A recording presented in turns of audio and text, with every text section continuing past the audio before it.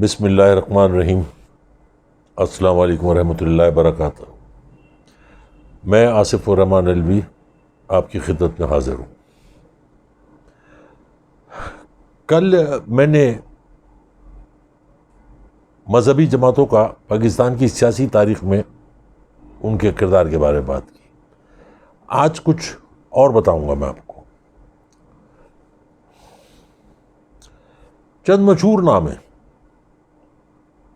مولانا فضل الرحمان، مفتی کفایت اللہ، حافظ جند اللہ، عطا الرحمان، مولانا فضل الرحمان کا بیٹا اسد الرحمان، وہ ان کا ایک اور بھائی ہے جو کمشنر لگا ہے کراچی میں، میرے خیال سے ضیاء الرحمان۔ یہ رحمان، کفایت اللہ اور یہ سب لوگ، ان کے کردار کسی سے ڈھکے چھپے نہیں ہیں۔ پہلی بات تو میں یہ جاننا چاہوں گا کہ ان کا اسلام میں، مذہب کی تبلیغ میں، اسلام میں ایسا کون سا کام ہے جس کی ہم پیروی کر سکیں؟ آپ مولوی کو دیکھ کے، مفتی جو ہوتا ہے یہ سکھاتا ہے نا اسلام کے بارے میں، فتویٰ دیتا ہے۔ ان کا کردار ایسا اگر ہو کہ ان کا فتوے پر عمل کیا جائے تو وہ کون سا کردار ہونا چاہیے؟ وہ مولانا فضل الرحمان کا لوگ بھول گئے ہوں گے، میں یاد دلا دیتا ہوں۔ جرمنی سے ہوٹل کے بغیر بل دیے بھاگے، ایئرپورٹ پہ پکڑے گئے فرینکفرٹ پہ، امبیسی کو لاکھوں ڈالر بھرنا پڑا، یہ بھاگ گئے تھے۔ یہ ان کا کردار ہے۔ دوسری بات یہ کہ یہ سارے، قوم کو شاید نہیں پتا ہو، یہ سارے گورے ملکوں میں، گورے لوگوں کے ممالک میں، England, Belgium, France, Germany, Italy,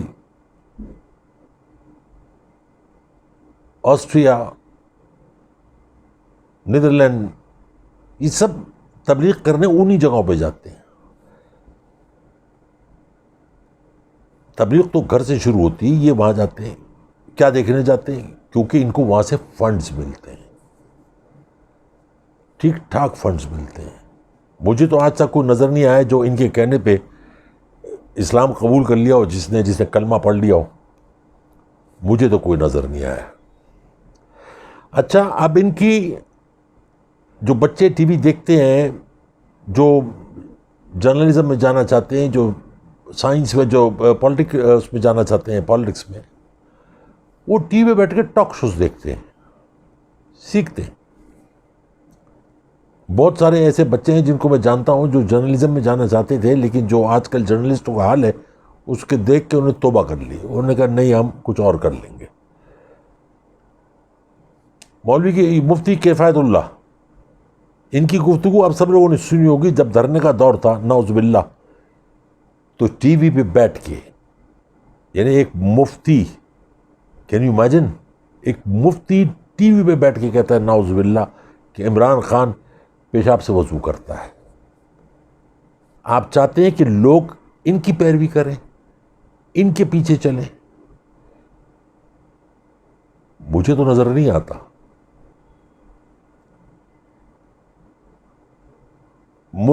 مفتی کفایت اللہ ہر جگہ پہ، ہر بات پہ عمران خان کو یہودی، کافر، ہندو، دوسرے کلمہ گو کو، مطلب یہ پکے مسلمان، میری نظر میں تو یہ کفر کے اس انتہا پہ پہنچ چکے ہیں جہاں سے ان کی واپسی نہیں ہے۔ میں پہلے بھی کہہ چکا ہوں، پھر کہتا ہوں کہ کلمہ گو کو تم جاہل نہیں کہہ سکتے، ان پڑھ کہہ سکتے ہو۔ وہ جاہل نہیں رہا، کلمہ پڑھتے ہی اس نے اللہ کا آدھا نور حاصل کر لیا۔ حافظ جند اللہ، یعنی حافظ کا مطلب یہ حافظ قرآن، وہ ٹی وی کے ایک ٹاک شو میں، جس کی اینکر جو تھی خاتون تھی، میں نام نہیں لینا چاہتا، دوسری خاتون کی شلوار اتار رہے تھے لائیو ٹی وی پہ۔ یہ ہے ان لوگوں کا کردار۔ مجھے کل کچھ لوگوں نے میرے پر اعتراض بھی کیا کہ آپ کیوں ان کے خلاف بول رہے؟ تو میں وجوہات بتا رہا ہوں کہ اس لیے بول رہا ہوں۔ پارلیمنٹ میں مولانا فضل الرحمان کا بیٹا اسد الرحمان، کیا کام ہے اس کا وہاں پہ؟ اسلام کے لیے کیا کام کیا، قوم کے لیے کیا کام کیا، اپنے علاقے کے لیے کیا کام کیا؟ کچھ تو بتاؤ اس قوم کو کہ لوگ مجھے برا بلا کہیں، لیکن پارلیمنٹ میں بیٹھے، اسی یہودیوں کی پارلیمنٹ میں بیٹھے ہیں جس کو مولانا فضل الرحمان نے فتویٰ دیا کہ یہ یہودیوں کی پارلیمنٹ ہے، وہاں سے روٹی کھا رہے ہیں، مال لے رہے ہیں۔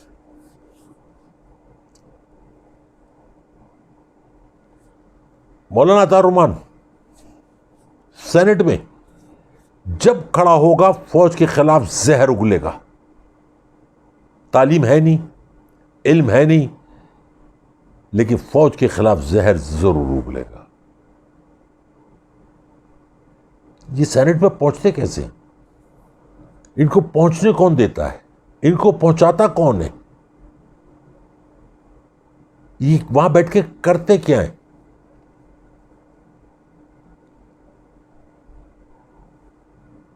یاد رکھیے، جب آپ کے اوپر ایسے حکمران، ایسے مولوی، ایسے مفتی، ایسے علماء ہوں گے تو آپ سوائے گمراہ ہونے کے اور کچھ نہیں ہو سکتے۔ میں کلیم نہیں کرتا کہ میں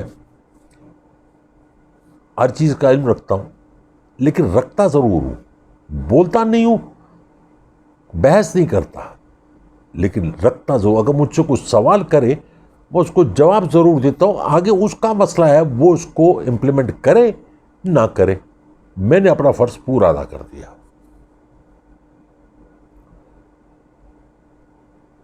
میں عطا الرحمان کی، میں نے کل پرسوں سے میں نے بہت ساری تقریریں نکال کے دیکھی، کوئی ایک تقریر مجھے ایسی بتا دیا عطا الرحمان جس میں کہ میں نے یہ ملک کے لیے بات کی تھی۔ مولا فضل الرحمان یہ بات بتائے، اپنی پچھلے 15-20 سال کی جتنی تاریخ میں اس نے تقریریں کی ہیں، مجھے بتائے، قوم کو بتائے، وہ کوٹ کرے کہ میں نے اس ملک کے لیے، اس قوم کے لیے بات کی تھی۔ میرا لیجسلیشن میں، قانون بنانے میں یہ ہاتھ ہے۔ لوگ کہہ رہے تھے مجھ سے، کل پرسوں مجھ سے بات کر رہے تھے کہ مولانا مفتی محمود نے یہ بل پیش کیا تھا پارلیمنٹ میں قادیان کے خلاف، کیا آپ کو پتا ہے اس بل پہ سائن نہیں کیے تھے؟ پیش کر دیا تھا، سائن نہیں کیے تھے۔ مولانا فضل الرحمان کا بیان ہے، قادیانی ہمارے بھائی ہیں، دوسرے فقہ کے لوگ انتشار پھیلا رہے ہیں، دو بھائیوں کو لڑا رہے ہیں۔ آپ ان لوگوں کو فالو کرتے ہیں، کون لوگ کرتے ہیں؟ یہ تو مجھے معلوم ہے کہ ذی شعور، عقل مند، خاندانی، پڑھے لکھے لوگ ان کو فالو نہیں کرتے، لیکن جو کرتے ہیں وہ روز محشر کے دن کیا جواب دیں گے؟ جیسے میں اکثر کہتا ہوں، میں نے لکھا بھی ہے اور میں لکھ بھی رہا ہوں، جو صاحب علم ہوتا ہے وہ زیادہ سزا کا مستحق ہوتا ہے۔ اگر منصف انصاف کرنے میں کوتاہی کرے اور غلط فیصلہ دے تو اسی جرم کی سزا اس سے ڈبل کا وہ مستحق ہے۔ یہ میرا اللہ کا حکم ہے، یہ میں نہیں کہہ رہا۔ اس کی دوسری مثال میں ایسے دیتا ہوں کہ وہ ابھی ایک مسجد وزیر میں، اس میں ایک کپل نے، ایک ٹی وی کے آرٹسٹ نے، اور انہوں نے ایک رقص کی ریہرسل کی اور اس کی فوٹیج بنائی۔ آج وہ سوشل میڈیا پہ کہتی ہے مجھ سے غلطی ہو گئی، میں گناہ کر بیٹھی، یہ کر بیٹھی۔ وہ زیادہ سزا کی مستحق ہے کیونکہ وہ تعلیم یافتہ ہے، پڑھی لکھی ہے، اور اس کے ساتھ جو لڑکا ہے وہ بھی تعلیم یافتہ، پڑھے لکھے ہیں۔ ان کو زیادہ سزا کے مستحق ہے۔ اس مسجد کا امام، اس مسجد کی کمیٹی، اس مسجد کے جتنے لوگ ہیں وہ سب سزا کے مستحق ہیں۔ اس میں ایکسکیوز نہیں ہے، میں انتہا پسند نہیں ہوں، لیکن کچھ چیزیں ہوتی ہیں جہاں پہ آپ کی باؤنڈری ہوتی ہے، آپ نے لکیر کھینچی ہوئی ہوتی ہے۔ جیسے رزق حلال میں اور حرام میں ایک لکیر ہے، جیسے شرک میں ایک لکیر ہے۔ اگر آپ نے کوئی پتھر، کوئی سٹون ایسا پہنا ہوا ہے جس کے فیشن کے طور پہ یا آپ کا دل چاہتا ہے کہ آپ نے پہنا، خوبصورتی کے طور پہ، کوئی بات نہیں، لیکن اگر آپ نے اس لیے پہنا ہے کہ وہ آپ کی زندگی بدل دے گا اور آپ کو حادثات سے بچائے گا تو یہ شرک ہے۔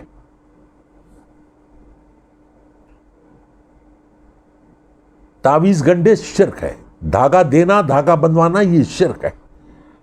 اسی طریقے سے اس ملک کے اوپر جو سب سے بڑی لعنت ہے وہ یہ مولوی ہیں، یہ علماء ہیں، یہ مفتی ہیں۔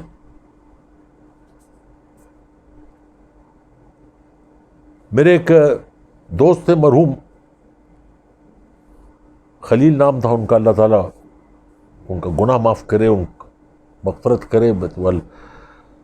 وہ شادی شدہ تھے، لندن میں میرے ساتھ رہتے تھے اور بڑے ٹام بوائے تھے. اچانک، اس کو میں کہتا ہوں انتہا، اچانک ان کو دورہ پڑا اور وہ ایمان لے آئے، پاکستان آ گئے اپنے بال بچوں کو لے کے.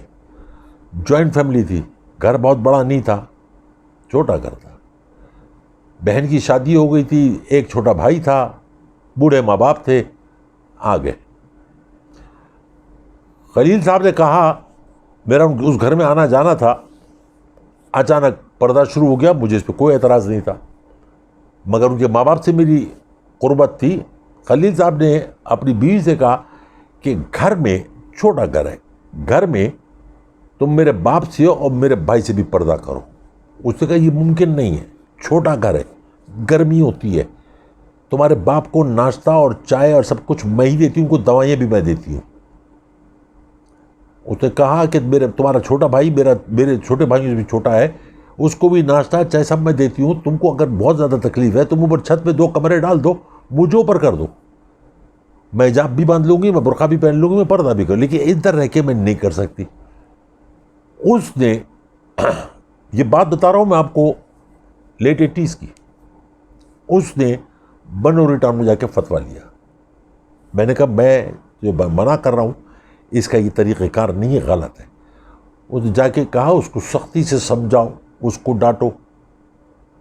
وہ نہیں سمجھی، پڑھی لکھی تھی، کیسے سمجھتی. دوبارہ گیا، اس نے کہا آپ اس کو مارو. یہ کہاں لکھا بھائی مارو؟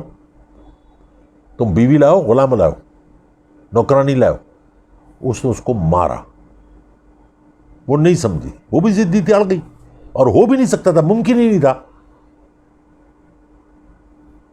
وہ پھر گیا، انہوں نے فتویٰ دیا کہ اب طلاق دے دو. ان اللہ و انا الیہ راجعون. 4 بچوں کی ماں کو طلاق دے دو. یہ کون سے اسلام میں لکھا ہے؟ وہ انوائرمنٹ پیدا کرتے، وہ وسائل پیدا کرتے. اس نے کہا تھا 2 کمرے ڈال دو، پر کمرے میں ٹین کی چادریں ڈال دو، میں پردہ کر لوں گی. ایسا نہیں ہوا، اس نے طلاق دی. ماں باپ اس لڑکے کے سمجھدار تھے، ان کو دکھ ہوا. انہوں نے اپنی ساری وراثت، کیونکہ اسلام میں آنکھ نام کی کوئی چیز نہیں ہے، جو رشتہ آپ کو اللہ نے دے دیا وہ آنکھ ہو نہیں سکتا. انہوں نے اپنی ساری وراثت اس کے بچوں کو دے دی، اس کو نہیں دی، بچوں کو دے دی، جو بھی تھی بچی کچی. تو آپ کو یہ مولوی اسلام کو آسان کرنے کے لیے کہ بچوں کو اسلام کی طرف وہ راغب ہوں، وہ اللہ کی طرف راغب ہوں، اللہ کے جلال سے ڈرانے کے بجائے اس کی رحمتوں کے بارے میں نہیں بتائیں گے، اس کے پیار کے بارے میں نہیں بتائیں گے، اس کی معافی کے بارے میں نہیں بتائیں گے، اس کے جلال کے بارے میں بتائیں گے. میں دیکھتا ہوں مولانا فضل الرحمان کو، عطا الرحمان کو، ان سب کو، اسد کو، اب اس کا بیٹا بھی کو دیکھ لو. میں جب کسی سے سوال کرتا ہوں کہ مجھے بتاؤ انہوں نے اسلام کے لیے، قوم کے لیے، ملت کے لیے، عوام کے لیے، ملک کے لیے کیا کیا ہے، تو کسی کے پاس کوئی جواب نہیں ہوتا، مگر میرے پاس ایک جواب ہے. انہوں نے رزق سے لڑائی لڑی، رزق حلال سے، اور رزق حرام اپنے پیٹ میں ایسا ڈالا کہ آپ ان کے پیٹ دیکھ کے اندازہ لگا لیجیے کہ کتنا حرام کھانے والے لوگ ہیں. بہت سارے لوگ ہیں، میں سارے علماء، سارے مفتیوں کو نہیں کہہ رہا ہوں، میں ان لوگوں کے نام لے رہا ہوں جو سیاست میں ہیں، جنہوں نے دوہرا معیار اپنایا ہوا ہے. یہ ظاہری کچھ ہیں اور ویسے کچھ ہیں.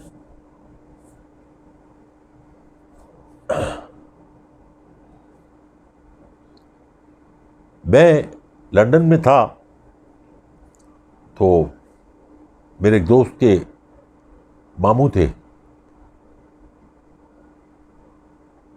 اسی قسم کی ایک جماعت میں تھے، بلکہ جماعت اسلامی میں تھے. وہ لندن آئے تو میرے دوست نے کہا کہ یار وہ ماموں آئے، تم سے ملنا چاہتے ہیں، میں لے آؤ. تو میں نے ان کو جب دیکھا تھا تو ان کے چہرے پہ داڑھی تھی، جو نارمل ایک انسان ہوتا ہے. کہ جب وہ میرے پاس آئے تو جینس پہنے ہوئے تھے اور ان کے چہرے پہ داڑھی نہیں تھی. انہوں نے آگے داڑھی صاف کرائی تھی. کہ وہاں گھومنے پر پھر انہوں نے جو کچھ بھی کیا ان کا ذاتی فعل ہے، لیکن واپسی سے پہلے انہوں نے داڑھی رکھ لی، کیونکہ جماعت اسلامی کی ایک شرط ہے، آپ کے چہرے پہ داڑھی ہوگی تو آپ رکن بنیں گے، ورنہ آپ کتنے اچھے انسان ہیں، آپ جماعت اسلامی میں کیا نہیں قابل، اللہ کے سامنے آپ جا سکتے ہیں، اللہ کے نبی کے سامنے کھڑے ہو سکتے ہیں، مگر جماعت اسلامی میں اگر آپ کے چہرے پر داڑھی نہیں ہے تو آپ نہیں آ سکتے، یہ ٹھپا ہے. You have got the certificate to do the crime. یہ اور کیا ہے؟ میں نے کل بھی بتایا تھا کہ فنڈز جو ہوتے ہیں وہ کس طرح سے خود برد ہوتے ہیں، کس طریقے سے بانٹے جاتے ہیں. یہ کسی غریب ملک میں جا کے اسلام کو نہیں پھیلائیں گے، کیونکہ وہاں پہ گوری ٹانگیں نہیں ہوتی، کالے کالے غربت کے مارے میلے کچیلے لوگ ہوتے ہیں، ان کو اسلام کی ضرورت نہیں ہے. اسلام کی ضرورت ہے یورپ میں، آسٹریلیا میں، نیوزی لینڈ میں، ان جگہوں پہ جہاں سے ان کو فنڈز ملتے ہیں. مگر ہمارے ملک کے ادارے، ایجنسیاں سب کیا کرتے ہیں؟ پوچھتے ہیں، کچھ سوال کرتے ہیں؟ کوئی سوال نہیں. میں قوم سے، بچوں سے بعد میں مخاطب ہوں گا اس بارے میں، قوم سے ایک چیز کی بات کرنا چاہتا ہوں کہ ان کو آنے والے الیکشنوں میں ان کو دھتکار دو. یہ تمہارے لیے، تمہارے ملک کے لیے ایک ناسور ہے.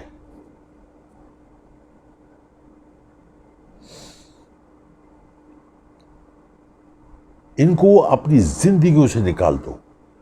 جیسے میں کہتا ہوں سوشل بائیکاٹ.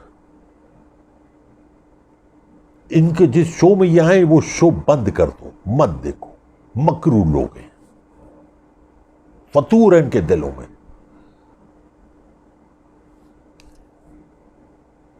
ہر وہ فتویٰ دیں گے جو ان کو سوٹ کرتا ہو، جو ان کو سوٹ نہیں کرتا ہوگا وہ فتویٰ نہیں دیں گے. آپ فتویٰ اپنی مرضی کا نکلوانا ہے، ان کو پیسے دیں، فتویٰ لے لیں. بہت سارے مثالیں موجود ہیں مرضی کے فتوے کے. میں کیا کس کس کو گنوں اور کس کس کو برا کہوں، وہ ان کا ذاتی فعل ہے جنہوں نے غلط فتوے لیے.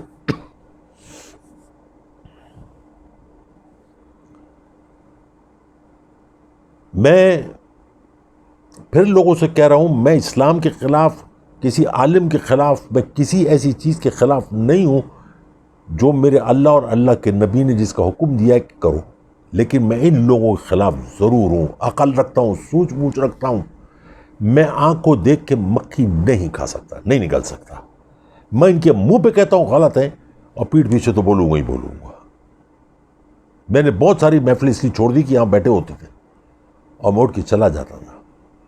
پوچھتے تھے کیا ہو گیا، میں کہتا تھا کہ اس محفل میں میرا کام نہیں ہے.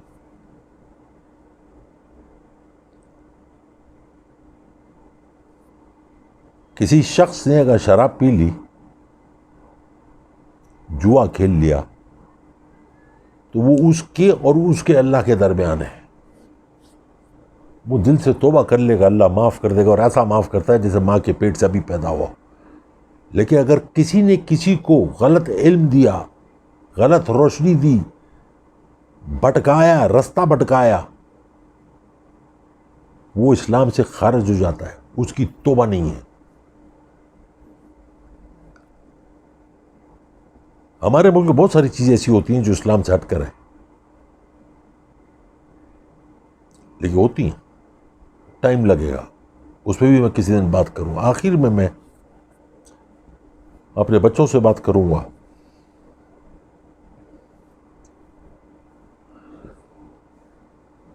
آج ٹویٹ بھی کی میں نے اس پہ، تم کو اللہ تعالیٰ ہر چیز سے نوازے. اللہ تم کو زندگی، خوبصورت زندگی سے نوازے، صحت سے نوازے، صحت کی دولت سے مالا مال کرے، علم کی دولت سے مالا مال کرے، سب کچھ تمہارے پاس ہو. اور تمہارے اندر اگر عاجزی، انکساری نہیں ہے تو سب کچھ بیکار ہے.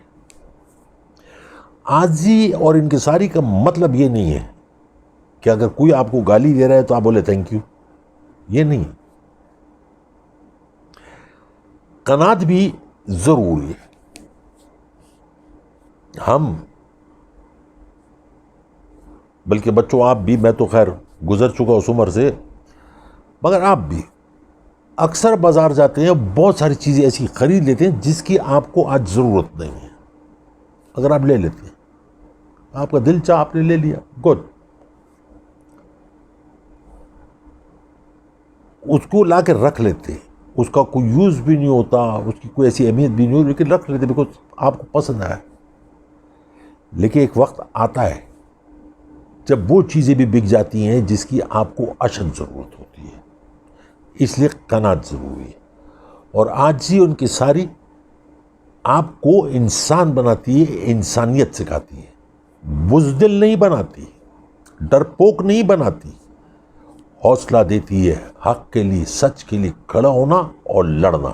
اس لیے کہتا ہوں عاجزی ان کی ساری اپنا لو، تم سمجھ لو کہ اللہ تعالیٰ تمہارے پیچھے کھڑا ہے، تم سمجھ لو کہ سارے فرشتے تمہاری حفاظت کے لیے کھڑے ہیں، کیونکہ عاجزی ان کی ساری تم میں آ گئی، اس کے بعد تم اللہ کی پناہ میں آ گئے، پھر کوئی تکبر، کوئی بڑے سے بڑا ترہم خان تم کو ہلا نہیں سکتا، اپنے فیصلوں پہ اٹل رہو گے۔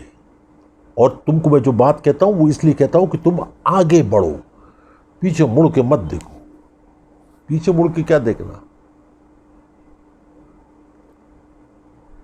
اپنی زندگی میں جو میرے بچے، جو لڑکے سن رہے ہیں، دیکھ رہے ہیں، عورت کی عزت کرنا سیکھو۔